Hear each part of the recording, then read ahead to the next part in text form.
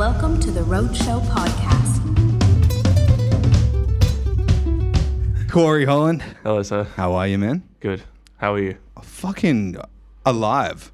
Kicking. That's the way. Shit and blood. I mean, at least you're alive. Yeah, true. Yeah. I'm alive to feel the pain. What's been happening with you, man? You've got some fucking songs coming out. Yes, I got Lies coming out 14th of April. Yeah. That's exciting. And then I got another one coming out hopefully the month after. But don't tell anyone. No. But Lies. Lies is the one. Lies is the one. And I'm pretty sure we talked about this when I was on podcast last. That was my fourth episode. Yeah, third. Yeah, because I listened to it the other day again. Yeah, right. And I was saying how I just made this track, and that was Lies. And that was like, what, a year and a half ago? Yeah. Well, I've been doing it like 13 months now. Yeah, so about a year. So about a year. Far out, man. But that's what happens when you find the woman of your dreams, bro. Yeah. You get distracted. Well, not distracted, it's not but distraction. You have, I suppose, other avenues that you have to go to. Yeah. But I was like, you know what? I got to just do it. Mm-hmm. So let's just drop it. Yeah, because you paid all the money to like do the production and all that stuff. So I was like, if I put all this money into it, why let it go to waste? Yeah. Just put it out there and then see what happens. So what kind of campaign are you going to do for it? I have no clue. When it comes to marketing, I have no clue because...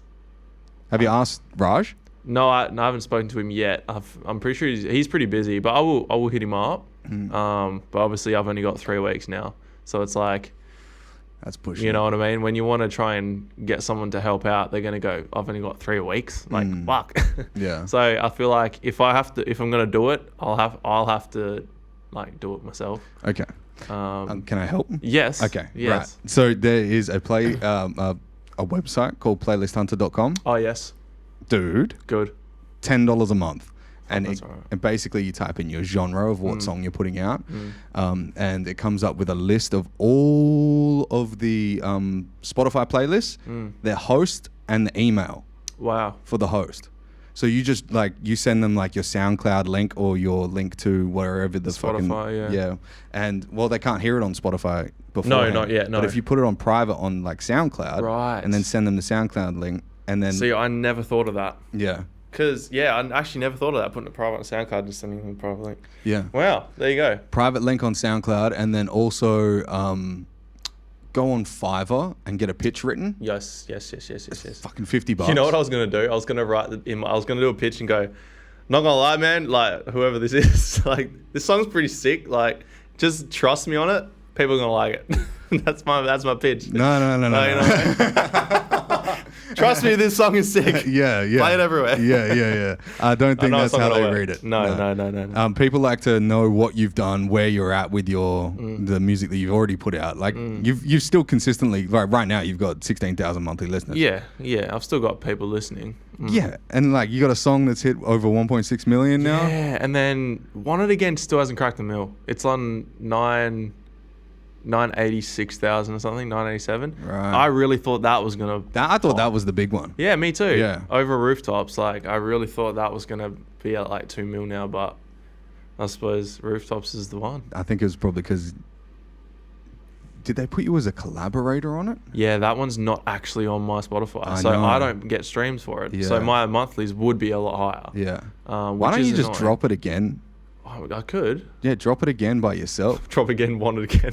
Yeah. Want It Again, drop it again. Yeah. I could. Do you want it again? I'm going to drop it again. I could, but I don't know if it'd get the same. It wouldn't hit. Well, maybe it might hit the same playlists if you Maybe. If you put it through editorials. Because people can do remixes, right? And they will add that artist. And sometimes if they do it right, it'll actually go onto their thing. So they're going to pull all that artist, say it's Drake remix, and you put him as the artist on when you drop it. You just pull all his listeners, bro.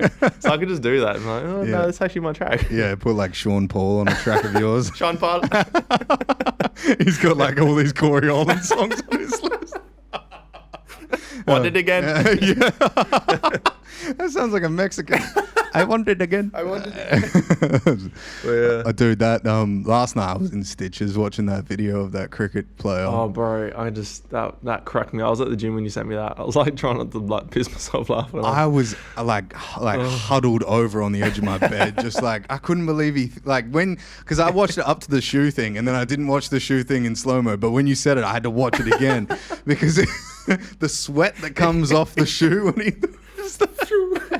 And you can just see him like, oh. Bro, it was harder to do that than just to pick it up and throw it. Yeah. But the way that he ran and then fell on his bottom, like backwards. Yeah. Like, see, I don't know how that stuff gets broadcasted on television, bro. Yeah, and then you get like the best of the best, and you never get to see them on television, but you always see fuck ups. Oh, bro. Yeah, that's it. Like, same thing with like, let's say Australian Idol, right?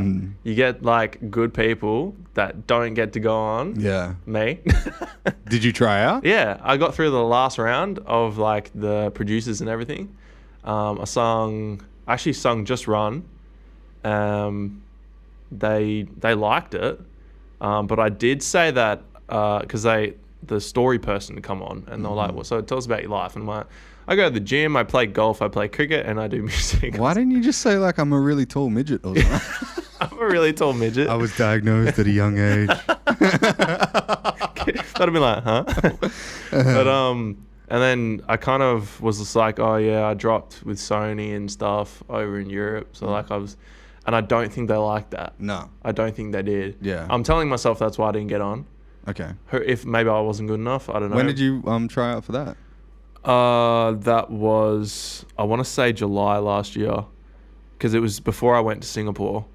And my boss was like, oh, what happens if, you get picked and you got to go over to Sydney or wherever it is? I'm going to Sydney then. Yeah, I was like, I'll go to Sydney. Yeah. But I'm pretty sure it was like July, August, around that time. Yeah, right. But I was so nervous, man. Like, I think Did you sing in front of the... Yeah, so I sung in front of these two people first. I don't know, they must have been some talent. Like booking agent? Yeah, something like that. Yeah.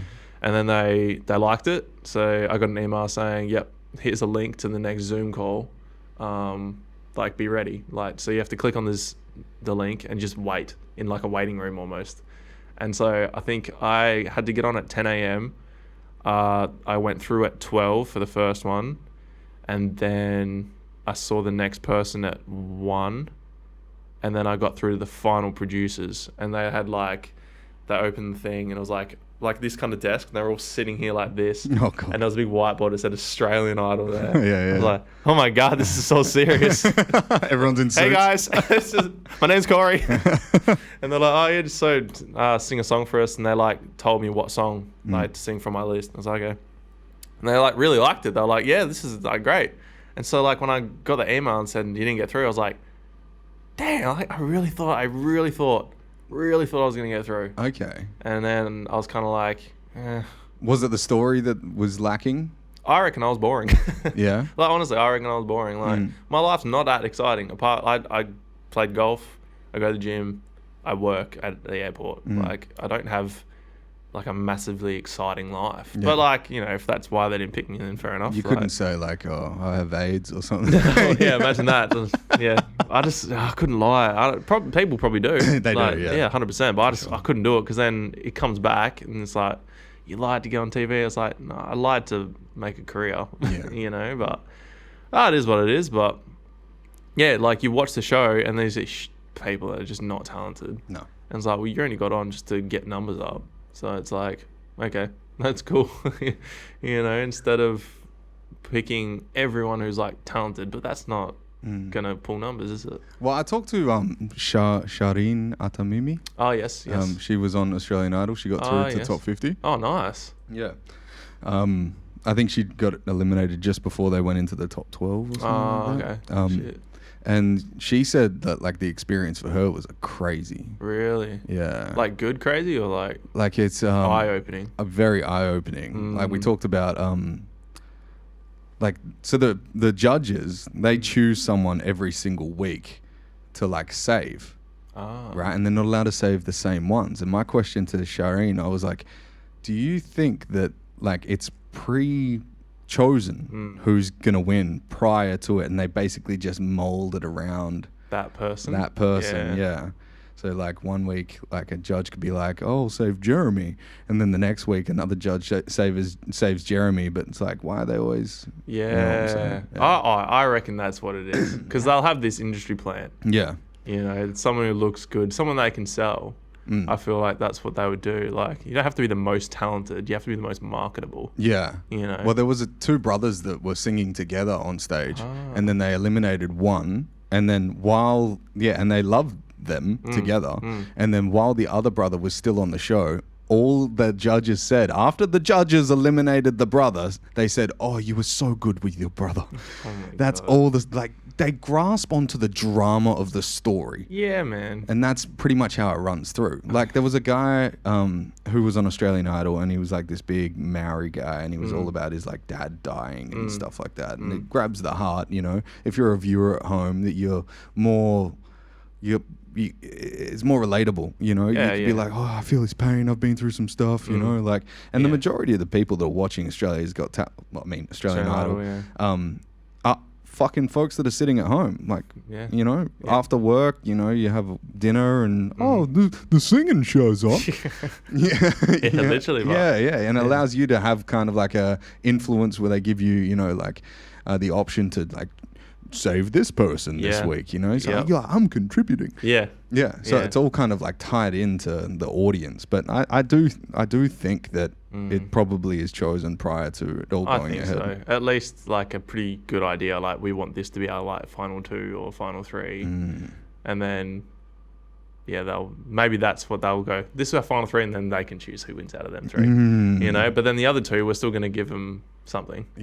I don't know how it works properly. I wonder do you reckon there's a second prize for like the runner-up prize? I swear there is, because I think The Voice has a second prize, because I think first prize on The Voice gets a contract and money, whatever, and second prize just gets money.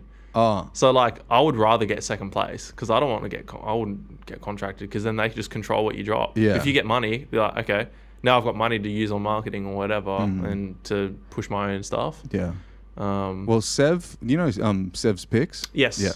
So he's a good friend of mine, and he said to me, he actually put a video up and we talked about it, that Australia, I think it was either Australian Idol or Australia's Got Talent, they were talent scouting, and they wanted him to come on as a talent scouter.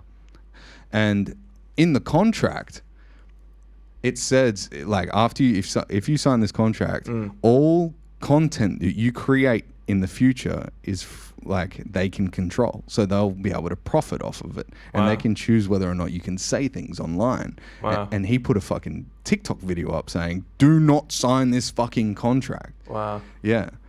And this is like all in the little clauses, so like they can control more. So people don't read that. They just people. Oh my god, I got a contract. It's like, nope, you just signed your life away, man.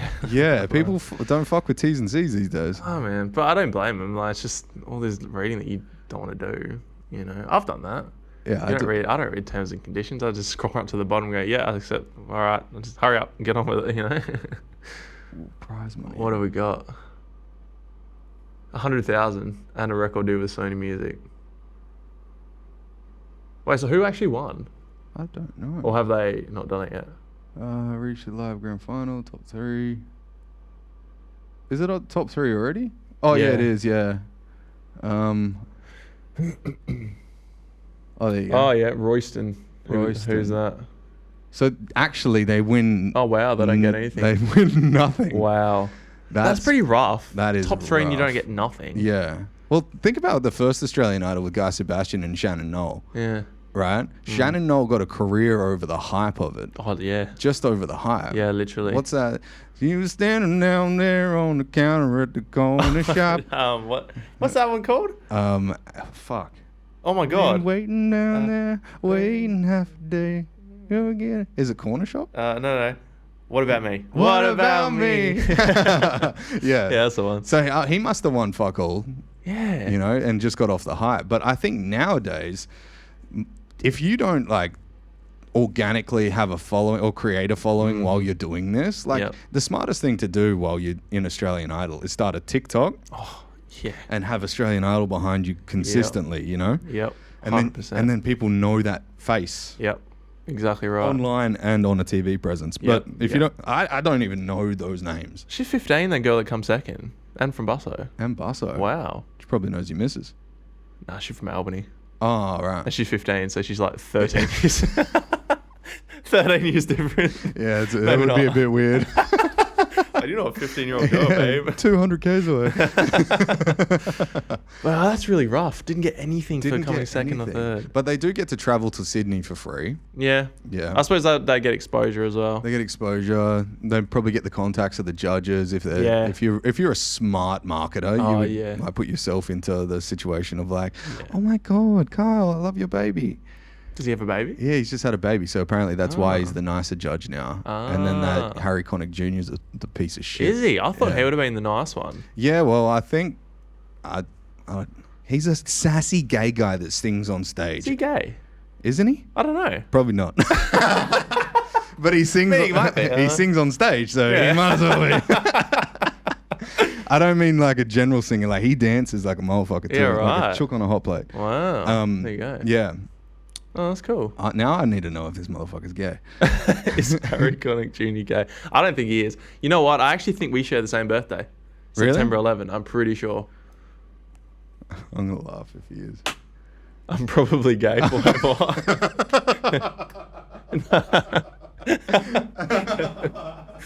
I'm probably gay. Are the women making him look gay?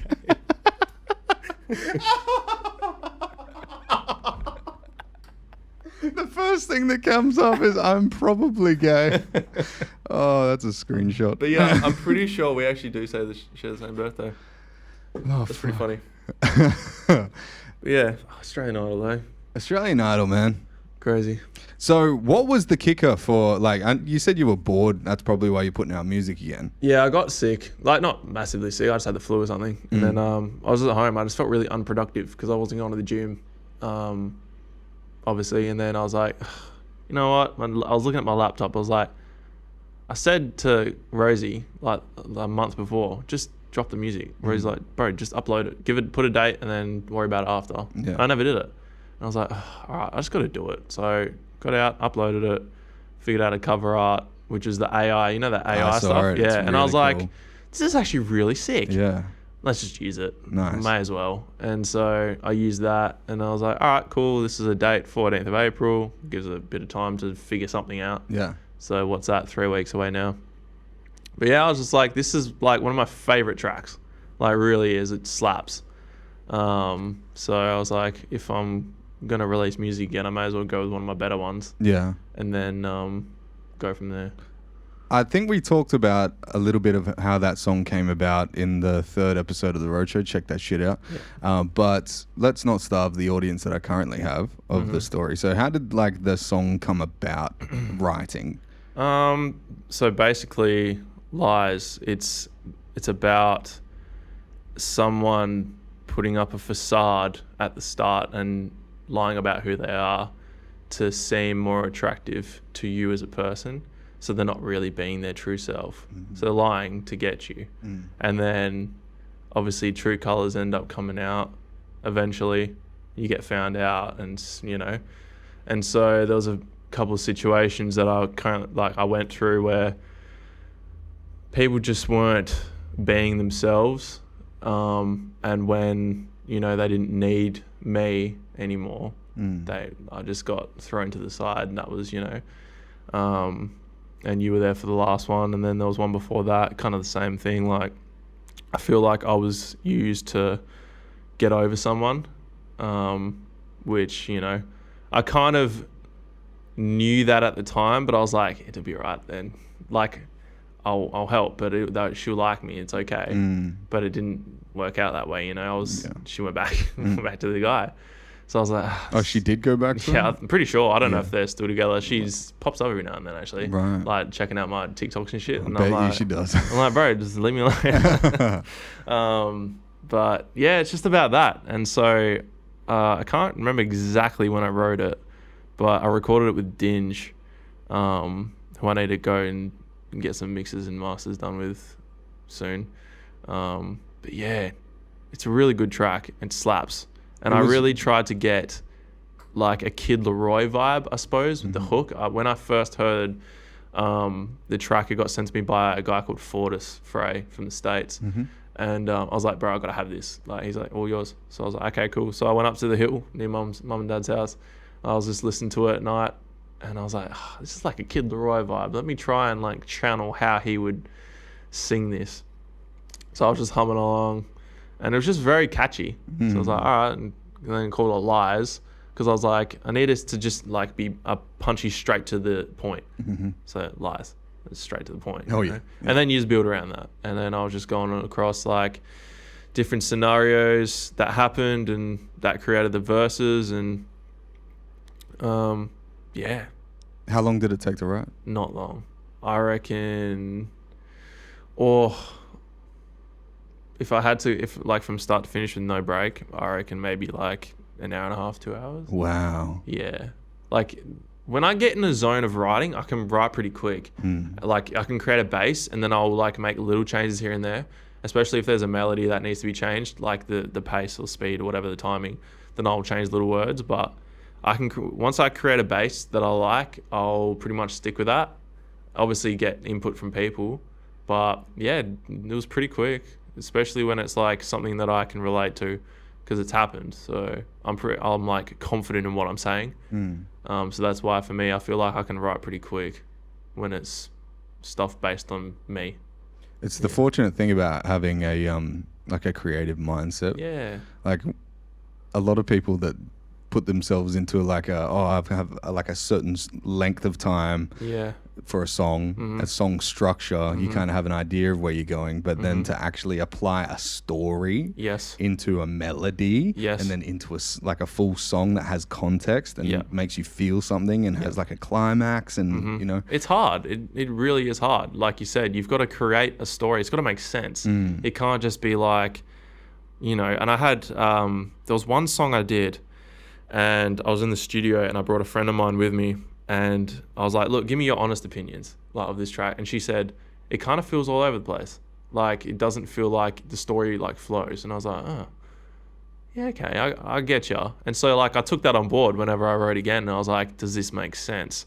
And like you do have to sit back and go, not really. It's kind of shit, you know, like, but like it's good, but in the context of actually telling a story, it's not good. So that's what I, and I suppose not writing for a while, I will have lost it a little bit. Like it will take a bit to get back to, but it's actually being able to create in a story and make it make sense. Yeah, and it is hard. And because you've only got like 3 minutes. Yeah, 3 minutes, 4 minutes max. You don't want it to be any longer, really. Yeah. I mean, songs are getting shorter. Yeah, they are, right? Everyone's attention spans are short now. So, you know, you got to get to the point quick. Well, you think about where a song gets heard the most, and it's most like songs that take off are reel based. Yes. Which is wild to think about. Yeah. Like a song doesn't need to be more than a minute these days. Literally, though. Like, what artist was it? He played it at a concert. And it was like, he blew up on TikTok. And so everyone was singing the hook. Yeah. And then as soon as the verse come in, everyone went quiet. No one knew the song. Right. It was one of these rappers that just blew up on TikTok, one of his tracks. Wow. And it was the hook that everyone sung. And then the verse, everyone was like, what the fuck is this? Yeah, what is this? You know, and it was probably shit. Yeah. But the hook was good. Right. You know, so like, for me, it's all well and good creating something catchy in the hook. But like, I'd want the whole track to be like, captivating to an audience, not just the hook, because it's like, okay, well, you don't want people just standing there just twiddling their thumbs going, okay, well, this is boring now, like this is not that great. It's probably artists now are catering to the audience because of the attention span. Oh, for sure. But like even like those full like hearty kind of tracks, like the Lewis Capaldi song that just came out about mental health. Oh yes. Like My Beautiful Mind or some shit. I think so. I haven't actually heard it yet. I know he dropped it though. Whoa. Has he dropped the album yet? No. No. Have you heard how he like promotes his album? No. Everyone was like, so tell us about the album. He's like, it's shit, don't buy it. Go buy Ed Sheeran's instead. Full on, he's just like, bro, it's actually trash. Like, why did they let me make another album? But like, it's so good that I feel like only he could do that to promote an album. Yeah. Because everyone loves him. He knows he's good. Yeah. But like, everyone loves him. And his personality and the way he does it, it's just like, you know, it's probably pretty good. Yeah. but I don't feel like anyone else could drop like that. Well, he's got a couple of tracks on his Spotify that have hit over 1 billion. Because I'm pretty sure Like Someone You Loved Someone You Loved. was the most streamed UK track ever. Ever, yeah. Like Ed Sheeran, all these like UK artists, whatever, and he's got the most. Insane. And he hasn't been around that long. No. When did he actually I think it was like 8 years ago. Yeah. He was starting like his actual like bringing out music. But I saw a video of him. He was 15 years old with a guitar in his parents' room, lounge room, singing Ed Sheeran. Yeah, and then they've switched, and And then then- Ed Sheeran singing his. Oh, that was sick. I like that. That was It's cool. Such a good trade-off. That's when you make friends and like your idols become your friend. They say not to meet your idols, but I think if you've actually got a genuine personality yeah. and like lack of ego, then you, Yep. you get along with anyone. 100%. I Yeah. think that's what it is. It's the ego. Yeah, That's what makes it real eye-opening. because everyone thing, sees it as a competition, eh? Yeah. Because numbers and Oh, for sure. It's all the streams. Streams and how many people you got following you, and it makes it shit. But let me ask you a question. mm-hmm. If you had, like, I'm trying to get this question in a way where it doesn't sound kind of too giveaway-ish. Okay. If you had like 100 million followers Mm-hmm. on your socials and your Spotify and stuff, but you weren't making music, you Mhm. were tailoring it to the people that loved it, Mm-hmm. but you weren't making music for yourself. Mm. Would you prefer that situation, or would you prefer the situation that you're in where you get to make whatever you want And not have as much. and not have as much? I mean, that's a tough question, because like obviously if you're catering to everyone else, you're obviously going to be making money. You know, for me now, it's more of a hobby. You know, I get to make music because I like it. I get to write about what I want because I relate to it. It doesn't mean as many people are going to listen, but I suppose the people that are listening, they're proper like fans, and they actually do like your stuff. Otherwise, why would they listen? They've got all these other artists they can listen to that get the validation already. But like, yeah, I suppose it's hand in hand. But I reckon I like where I'm at now because I get to do whatever I want. You know, if I want to go on a hiatus for 6 months and not make music, I can. You can't do that, I suppose, when you're doing that, because everyone's Yeah. just like, Labels on where'd your you go? ass, Like, what are yeah. you doing? And you're like, that pressure of having to come out probably with something every day, like a different bit of content. And I'm not that creative where I can go, all right, I've got 7 ideas coming out today, like for videos. And then that's every day. And I'm like, bro, I don't know how people do it. Like the creativity, like to come out with content, it's insane. Like I respect it a lot because I don't know how they do it. Yeah. But yeah, I think, I like where I'm at because I can do what I want, write about what I want, Yeah. and then just disappear for a bit and then Yeah. go, hey guys, I'm back. Here's my music again. That's kind of like I'm like that halfway point between those two scenarios with the podcast. Yeah. Like before the last 2 podcasts that I put out, I had like a 4-week break where I was just like, you know what, it's not making me happy right now. I was going through some illnesses. I remember you said that. And Yeah. I was just like, I need a break. And obviously going through the hardship of like a significant breakup, which I didn't think was going to be a significant breakup. And then, you know, trying to work out what I really want in life. And then listening to a lot of Andrew Tate and realizing that my potential isn't within another person. My potential comes from me. And I'm so reluctant to just give up on my dreams for a girl. And how can I do that to my dreams? Don't I respect myself and my dreams? Like, they're my decisions that I've made for my life. And then when I came to that kind of knowledge, I was like, oh, the Roadshow is my baby. This is my little boy. I need to make sure I'll keep doing this thing. You know? Like, look at I know, I don't mean to sound egotistical or anything, but look at the fucking setup. Bro, it's insane. Like I said, I remember when we were first talking about the podcast and we went to IKEA and bought that green chair. Yeah. And it was just in the studio, like set up just 2 chairs and then I think it was one microphone, and we were just pushing it to each other. Yeah. And like a camera set up in like the bookshelf. Yeah. And now this is like full setup, man. Yeah. Like, I'm proud of you. Like, you've come such a long way. It's insane.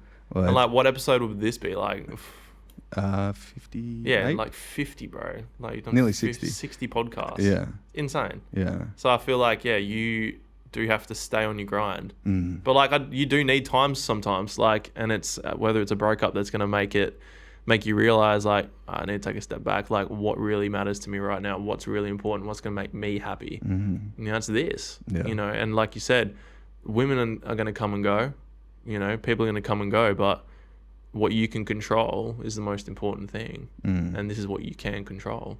It is. Yeah. I think if I look at the variables of life and how much the value that I give, I feel like I've been through enough shit, whether it be positive stuff or negative stuff, that I kind of have like a good outlook on like not just stuff, on experiences and hardship and all that. And growing up, let's go deep. And growing up without a dad, I always wanted to be the dad and like help people grow as a person. And like the way that like my career changed from like just being a driver and then being in real estate and now like pursuing music and taking over my parents' company, and there's just been a lot of things that are going on. And when I'm not talking to people where I feel like I'm making like at least a little bit more help in their lives, it goes stale. Yeah. You know, like the experience of life just goes like out the window. I'm like, I start hating the situation. I start contemplating whether things are right for me or not. And it's that progress that keeps you on the path. It's the discipline that keeps you there. And yeah. That's one thing I like about Andrew Tate. And like you said, and he's trying to get guys to remember, like, stay on your path, you know? And like, if you really respect yourself, you got to do what makes you happy and like what's going to make you successful, you know? And I think, you know, a lot of people like don't listen to that shit because they want to hear what they want to hear. But when you do listen, it's just like, you know, he is telling guys to, let's go, you know, you got shit to do. Yeah. You know? Like, people just want their... It's too hard to accept another outlook. Like, not these days, but like ever since the beginning of time. Like, you take the Black Plague. Like, fucking people didn't want to accept the fact that like that was a real thing. They just like, oh, it's a demon that's taking over, you know? Like, but if you looked at the signs, they kind of knew back then. Like, the doctors would wear those big like bird faces, and they'd shove herbs in the front of it, so like it would like kind of filter out all of the disease. Shit. Did you know that? Bro, that like picture scared me as a kid. Like, scary as. And then you find out that was their surgical masks. Really? Yeah, that's what they used during surgery, so they didn't get whatever was inside the body. That's insane. Yeah, it's weird. But like, when you... For all of history, there's always been a stigma where what I think that I think is real, and to take in anybody else's train of thought means the death of that person that was thinking that, because now I've got to become this new person that can take this new set of beliefs. And when Andrew Tate comes along and he says some real shit, some powerful stuff, it doesn't even have to be Andrew Tate. It could be like one of his followers that's like spitting the same shit. It breaks down who you think of yourself as a person, and you want to deny that because you're like, no, these are my core values. And maybe you've been taught the wrong thing. Like, I know that me personally, I've held on to things like, if a woman leaves me, it's like my fault. And yeah, it is. You know, because if I had all my shit and my ducks in the row, you know, it would be good. Yeah, I understand. Yeah. Sure. And I didn't want to accept that shit when I was younger. Yeah. But now, like, it's the breakup thing. When you get put through adversity, you always want to do something different to try and better yourself so that shit doesn't happen again. Literally. It's the learning. It's the learning of every situation. It is. Yeah. My mate said that to me the other day. He was like, bro, I'm scared to get in a relationship just because, like, the risk, and you know it's not going to last. Like, it's not, and I was like, yeah, but the experience of being with someone and then learning, because when shit hits the fan, you're like, oof, won't do that again. Well, I got to do this thing differently. You know, that's what everything, like, you can't be scared to do something just because of the risk. And I'm still learning that, especially with music. You know, I've been scared to like put more into it than I probably have been because of the risk. And it's like, well, am I going to get compensated for this? Probably not yet. But like, the experience of knowing like, all right, next time I'll do this differently. That's where the learning comes in, you know. So you can't be afraid to do shit, you know. Have you heard of the story of the gold miner who stopped 3 feet from gold? I feel like I have. So it's an old tale, and it was. Let's Google this shit. Yeah, I wonder what bring it this up. guy's name was. I feel like I have. I'm probably gay. The women in Harry Connick Jr.'s wife making him gay. Oh, it's so funny, honestly. Yeah, so it's called 3 Feet from Gold by Sharon Lecter. Lecter. There is a... What if they make a movie out of this? It'd be pretty cool. So I do know the story, but so it was a guy who was... He was ended up making a whole bunch of money regardless after it, but he bought all this mining equipment, and there was already a gold mine. So gold slicks, do you know how they work? No. So it's basically like a 4-foot radius of where, like, I believe this, I don't know if this is to be true, but where an asteroid of gold would hit and burrow in. Wow. So it would leave like trails all the way down. Yep. And then obviously over time it would be covered up by natural things. Yeah. What does this say? Now, 100 years later, in 3 Feet from Gold, a young entrepreneur whose life is falling apart. That's fucking stupid. Anyway, so this guy owned a company and was digging, and then the gold slick stopped. Right? So he decided to sell all of his mining equipment. And then there was one young entrepreneur who didn't know anything about mining, but he did know people that knew things about gold mining. And they call it a pause, I think it is. Yep. And that's when you get to a certain point and there won't be any gold, but you do need to find the gold around where it could have junctioned over to the next part. Huh. So he buys all of this equipment from this guy for like $500, because the other guy ended up becoming an insurance salesman, one of the best in the world, and sold $1 million worth of insurance every single year for the rest of his life. So he did quite well. Yeah. But this other guy was so like genius that he bought the equipment so cheap, and then he got like a prospector to determine where the gold slick would be, and they found it 3 feet away from where that guy stopped. Far out. Yeah, and it was insane. one of the biggest gold mines in America. Really? Far out.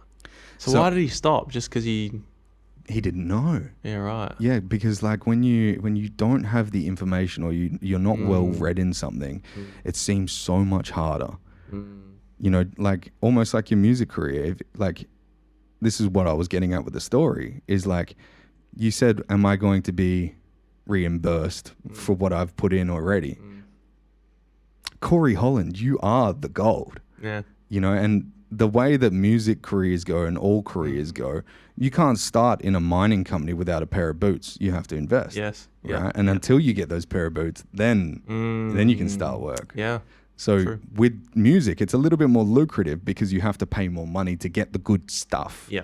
But eventually you have those mining boots. True. You know, and then you can start working and you get paid for it. Yeah, that's true. Yeah, so like if you take anything from this story, don't stop 3 feet from gold. Take a pause, take your break like you needed to. Yeah. But I think you're going to find that like just with the progress of doing a hobby that you enjoy. Oh, yeah. And I know that you enjoy cricket and golf and all that stuff too. Like life doesn't need to stop. You can continue doing that stuff. Yeah, sure.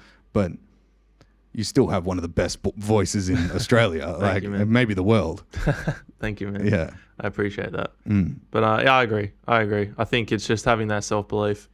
Like I feel like I'm good enough, but then there are days I'm like, no, I'm not really. Like, and I wish I had more drive, and whether that's something I just need to figure out how to get better at or something. But yeah. It's almost like the you don't think you're good enough until it happens, and then when it does happen, you get that imposter syndrome. Oh, 100%. Yeah. When you have a win, like when Rooftops hit 1 million.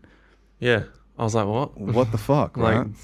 It didn't make any sense. yeah. But you deserved it because you made the connections, you did the things, and it made sense then. Yes. And it's not like you've had like no wins at all. No, that's I've had wins. It's just I tend to look at the losses more. I feel like a lot of people do that, and it's not a great way to be. I've gotten better, over time, just being more mature about things, and I suppose not caring what people think. But I don't think that's an arrogant mindset, though. I think being an athlete, you look at your losses to improve your game. Yeah. But when it's the long game of music, you kind of have to be grateful for the wins. Yeah. And like when you put out a song, when you first ever put out a song, it's not like it's going to, unless you're fucking Post Malone or something. Post Malone or something, it's not going to go crazy, right? And it's a long game. And if you're looking at blowing up real quickly, you kind of, I made a video about this yesterday, and it's my favorite quote ever, and it's from Mahatma Gandhi, and he says, expectation kills ambition. Yeah. Because if you expect something to happen and it doesn't happen, your ambition goes where? Yeah, it's fucked. It goes. It goes out the door. Yeah, it leaves. Like, I made the video, and basically in the video I said, if you don't get the girl, what are you going to do? If you don't get the job, what are you going to do? If your business fails, what are you going to do? You can do the things that will help you intrinsically from the interior point. But if you have expectations of the exterior, there's too many chaotic variables in this universe that makes you like to go, this is what's going to happen. This, you can make a judgment and say, yeah, this will happen this way because I've done A plus B plus C to get it there. And then I've just kind of got to let it happen. But like, if you're thinking like, it's going to happen because I did this and this and this, well, then it's almost like an ignorant facet of that quote. Yeah. You can't just expect things to happen, because I deserve this. You got to work for it. I feel like, there's a lot of people out there that go, I just deserve it, because it's like, why do you deserve it? Why doesn't they deserve it? Why don't they deserve that? It's like, you got to work for it. Yeah. It's not just going to happen. Yeah. And I was like that. I got caught up actually. Rosie said it to me. I was like, man, I deserve this. Like, I've been working real hard. He goes, why do you deserve it? Because I've been working hard. It's like, a lot of people work hard, but so I get it. You can't just have that mindset of, I deserve this because I've done this and this and this. And it's like, no, you got to put the work in and don't stop. Just because you think you deserve it doesn't mean you got to stop working hard. Yeah. So it's a bit like that with everything. Do you know that quote, work smarter, not harder? Yes. That's bullshit. Yeah. It's like a 50-50. Yeah. You need to know where to work hard. Yes. And that's the smart. Yeah. Like, people go, oh no, I'll just read a bunch of books. Yeah, but you still have to apply what you learn. What's reading the book going to do? Like, unless you apply it, like, exactly. Reading a book's not going to do nothing. Yeah, if you read a book on crypto and then you never invest on crypto, did you actually get anything from it? Yeah. It's the application. But I'm glad that you're dropping again. Me too. I'm excited. Like I said, if I can get the marketing like under wraps, and actually put some time into it and make sure that people are like listening to the song, then I'll be happy. It's actually just like you said, figuring it out. And so if I can get some help, Have you reached out to any companies? No, not yet. No. I think that's probably a good idea. I think so too. Yeah. Maybe a little bit of investment. I know you're like, fuck, money's tied up. It's not even that. It's like, I mean, it is. It's money, because I'm very safe. I think that's the mindset I've had growing up with my dad and my mom, like in the family. You got to pay yourself, in case of a rainy day. You can't be putting money somewhere where it might not come back. Yeah. Because what if something happens tomorrow and you need that money? And I'm like, so that's in the back of my head. So it's like annoying, because there are people that just go, no, I just got to do it. Music. Let's put it all in. I'm like, I wish I could do it, but I just can't. Yeah. Well, you can. It's just I can. changing. It's that belief change. Yes. One thing I wanted to talk to you today about, because I've been thinking a lot more about this, is religion. Okay. Yeah. Right. Yeah. When I first met you, you were deep into it. Yeah. I think you were at the back end, maybe a little bit. I was probably more at the back end. Yeah. But you were the kindest person that I'd ever met in my life, and I still think to this point in my life, you're probably still the kindest person I've ever met. Thank you, man. And I think religion probably had a lot to do with that. Yeah, I think so. Do you think that it gives you a structural ethic?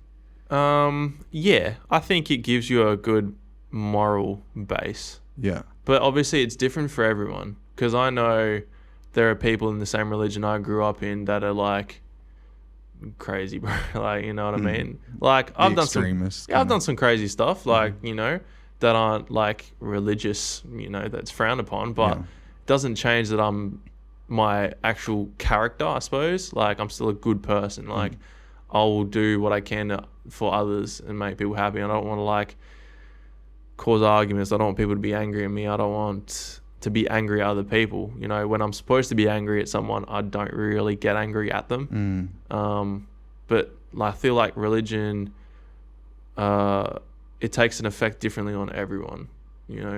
Like I said, people I know that have grown up with me, completely different people to me. Like, they're not great people.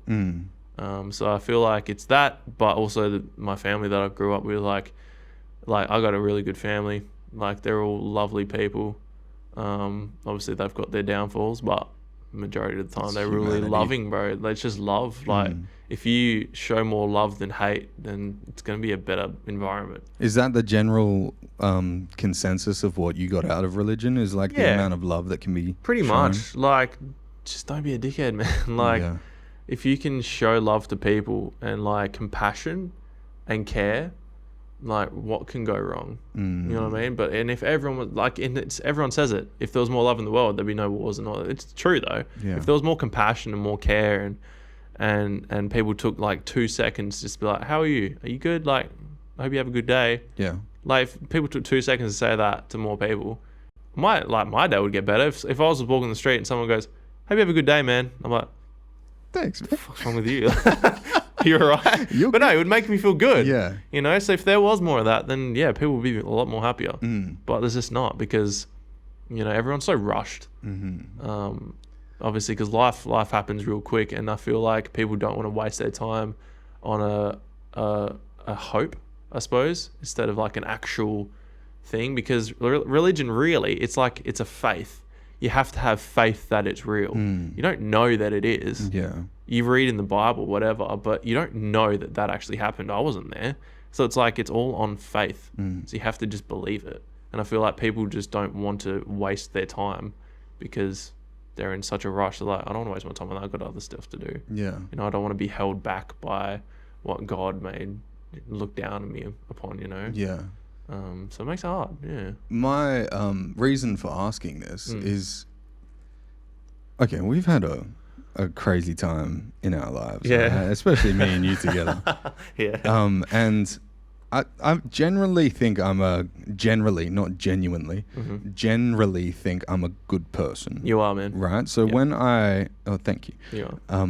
But when others are around, I want to show that I'm a good person, but intrinsically, inside of me, I have a question where I'm like, if no one's around, would I be this way still? Like, give us an example. Okay, so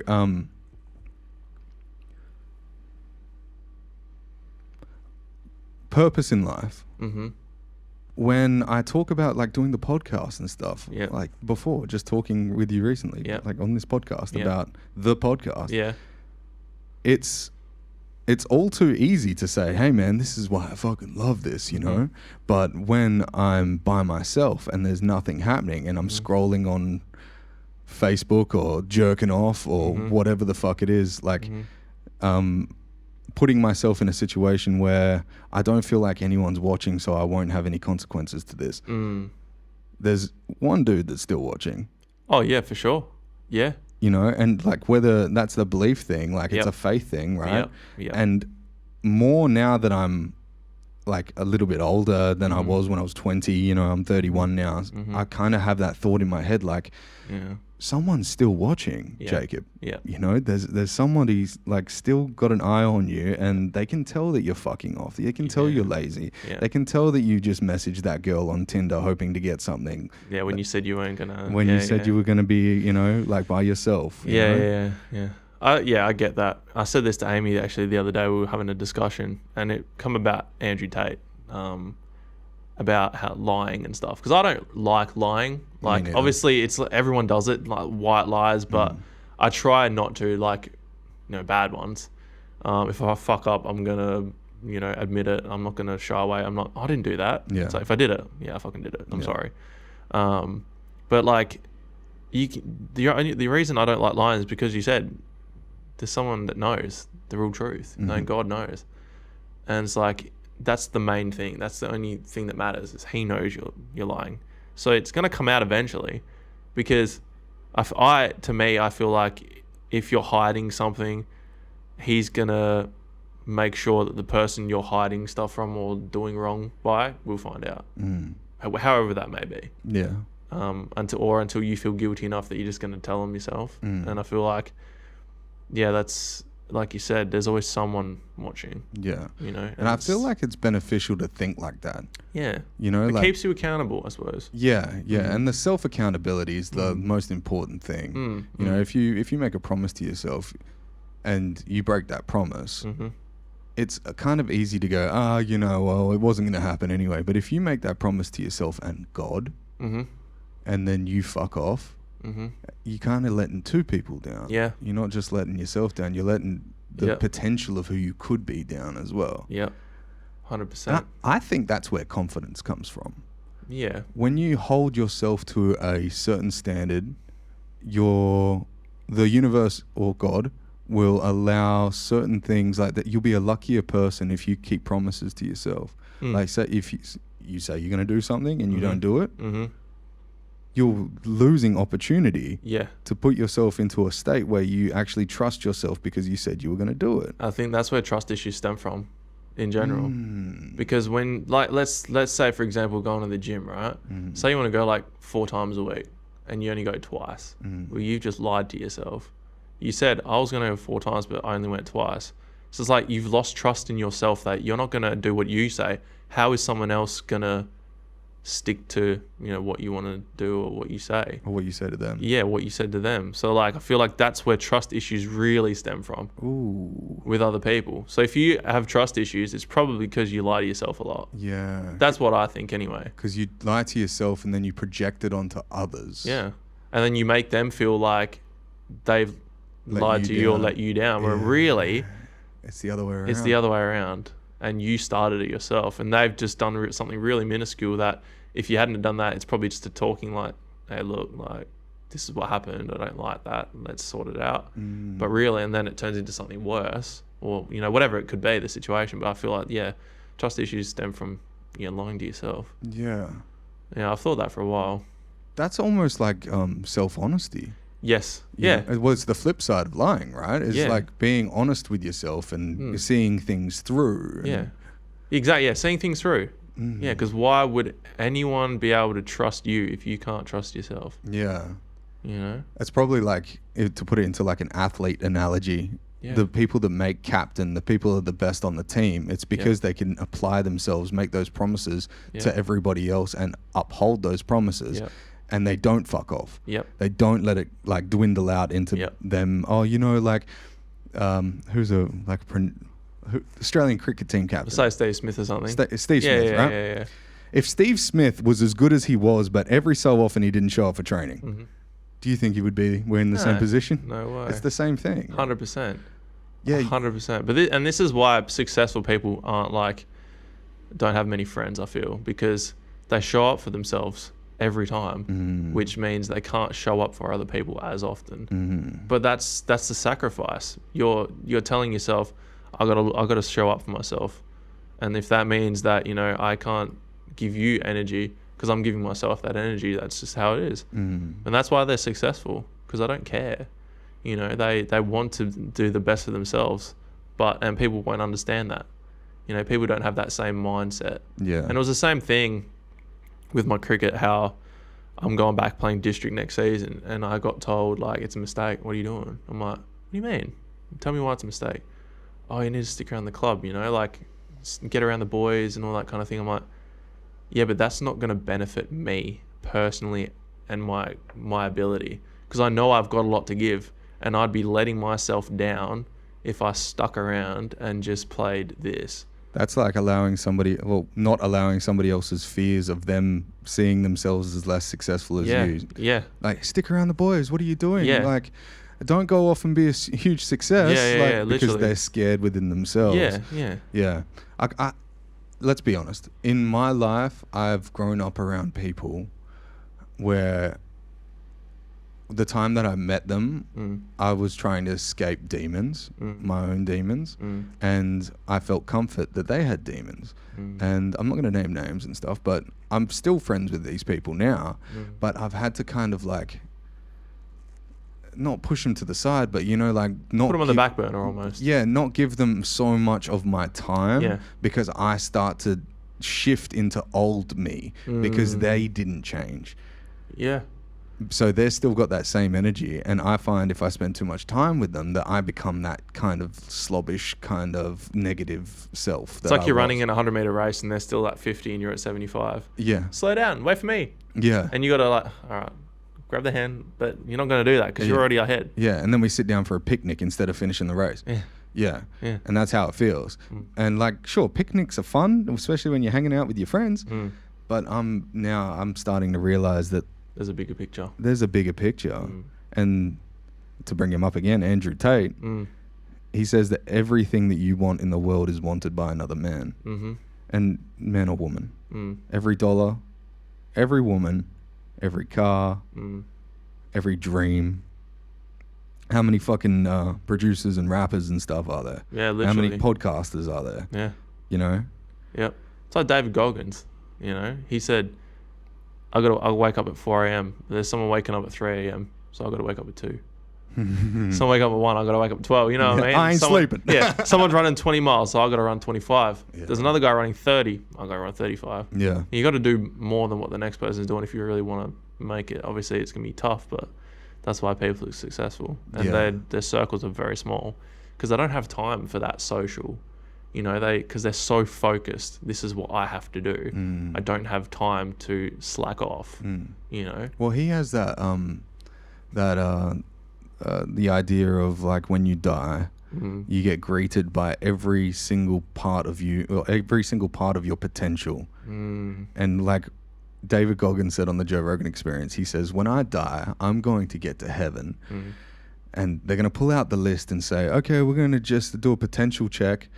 And on he says that the guy's going to be reading it like, oh, I didn't know you could do that. Oh, that's not on there, and all these things that he has done, like running 243 miles in 3 days nonstop. Insane, eh? What the fuck, man? That's a different beast. That's 600 and his knee kilometers. Was stuffed too. 600 kilometers. Yeah. Non-stop. Yeah, it's insane.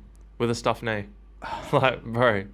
He was like, I just couldn't stop. Like, couldn't stop. I was like, bro, that's just insane mindset to have. That's a wild mindset to have. I can't imagine it. Like, I respect it so much because I can't imagine it, Well, he started out as like, if you've read the You Can't Hurt Me book, he started out at 275 pounds and he ran not even a kilometer. It was like 300 meters and he was out of breath. And now he's running like the Moab 238 miles through the fucking canyon. It's insane. In blistering hot sun. See, anyone can do it, It's just the starting point, right? Your first step and then the second step. But people think like, oh, I've done step 1 and then I'll go to step 2.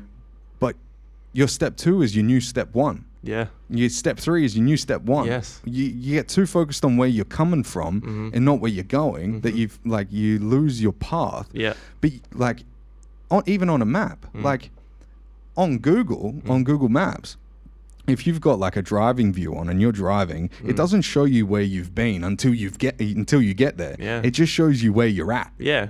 Yeah, exactly right. Yeah. That's true. And until you get there, then you can be like, oh, I've come this far. I now know those directions. But it shows you the path after you've been there, which is a weird thing. And then like in an analogy state, that actually makes a lot of sense to what life is. Yeah. That's really true. Stay present for where you are so you don't make the wrong turns. Yes.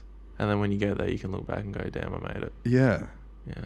Yeah, and that's why you should be looking at your music, bro. I know. I listen to my music all the time. I listen to your music all the time. Yeah, I listen to my music all the time. But like, and I'm like, damn, this is so sick. Like, I really like this track.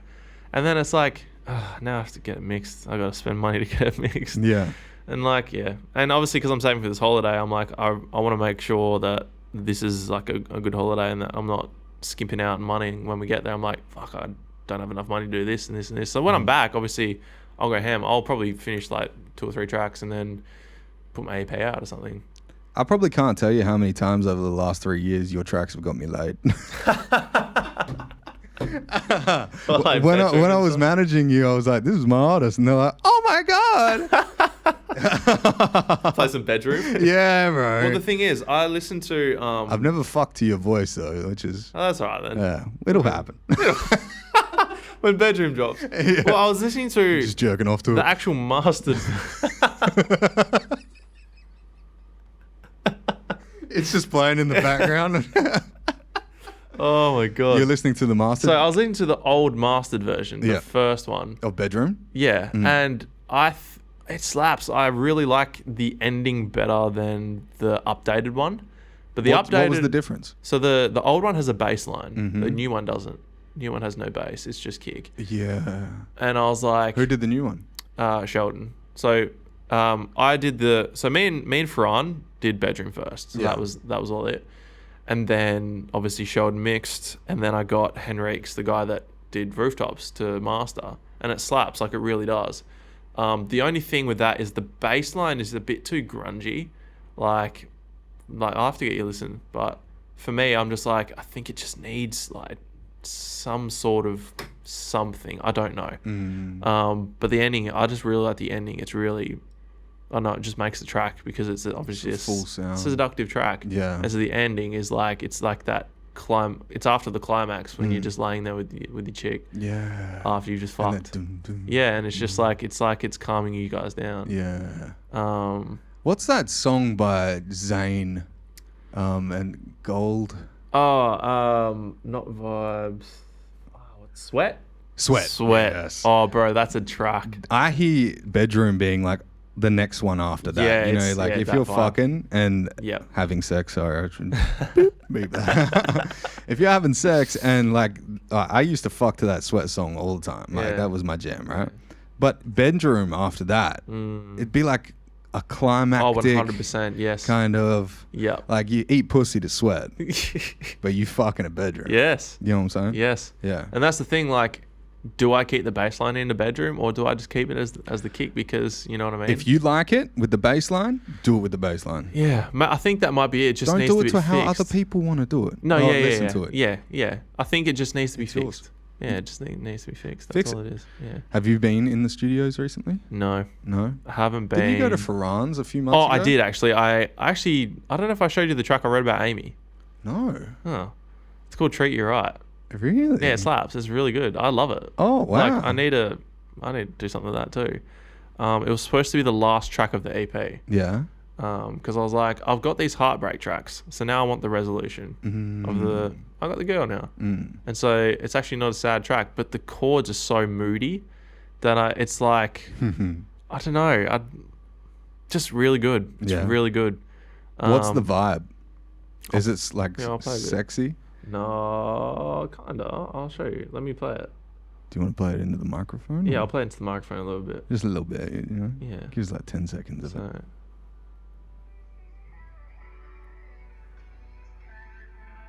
So. Ooh. Play it to like this part. Yeah.